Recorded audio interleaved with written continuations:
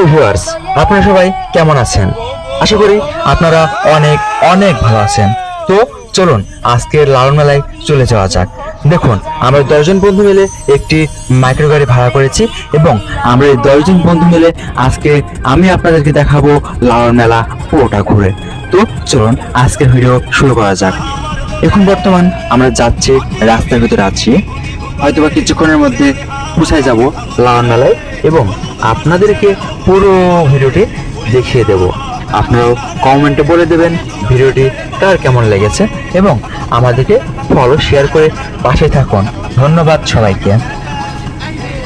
কিন্তু এখন মানুষ গল্প করতেছিল সেখানে নাকি অনেক ভিড়।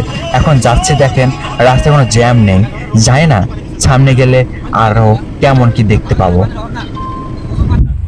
দেখতে পাচ্ছেন এখানে এসে কিন্তু আমরা জ্যামের মধ্যে পড়ে গেছি। অনেক গাড়ি, এখানে গাড়িটা চালানো যাচ্ছে না, সেহেতু আমরা এখানে আস্তে আস্তে যাচ্ছি। যেখানে আমাদের লাগবে আধা ঘন্টা থেকে 40 মিনিট যেতে, সেখানে লেগেছে আমাদের 1 ঘন্টার উপরে, জাস্ট এই জ্যামটুকু পার করার জন্য। যায় না এত মানুষ কি করতে চায় লালন মেলায়। আমি তো জীবনে ফার্স্ট টাইম যাচ্ছি, জাস্ট দেখতে যে জায়গাটা কেমন। ওকে, সমস্যা নেই, চলুন আজকে আমি দেখবো, সাথে আপনাদেরকেও দেখাবো লালন মেলা কেমন। এবার শুনেছি নাকি অনেক জমজমাট হবে লালন মেলা।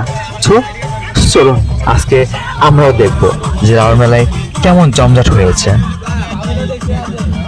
হ্যাঁ রে, গাড়িতে অনেক ভিড়, যেতে আমাদের সমস্যা হচ্ছে, অনেক টাইম লাগছে। আমরা যেহেতু এসেছি রাত করে, সেহেতু অনেকটা প্রবলেম হচ্ছে।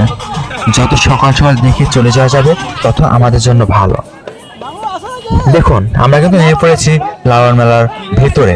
এখনো যাই নাই, এখনো প্রায় 1 কিলোমিটার যাওয়া লাগবে। তো দেখেন আমরা যাচ্ছি, এখান থেকে কিন্তু জ্যাম শুরু হয় না এখনো। একটু সামনে গেলে হয়তোবা আর একটু বেশি হবে।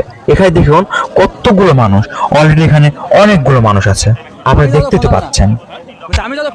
দুই সাইড দিয়ে কিছু লোক বসে আছে, গাঞ্জা খাচ্ছে, গান গাচ্ছে। এই যে এখানে দেখুন কত মানুষ, মানে এর মধ্যে যাওয়াটা একবারে অসম্ভব।